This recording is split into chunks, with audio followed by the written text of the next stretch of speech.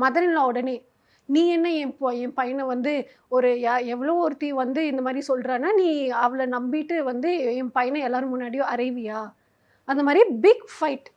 So அதனால I think for 2 months husband வந்து wife கிட்ட பேசல, மதர் இன் லாவும் பேசல. ஸோ இந்த மாதிரியே போயிட்டுருக்கு.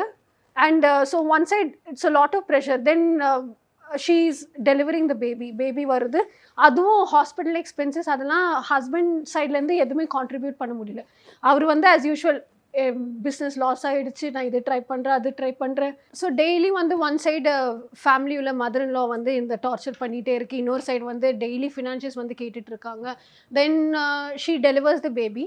ஸோ அந்த மெடிக்கல் எக்ஸ்பென்சஸும் இவங்க ஃபேமிலி வந்து யாருமே கான்ட்ரிபியூட் பண்ணல. Let's go holidays. Travel beyond boundaries.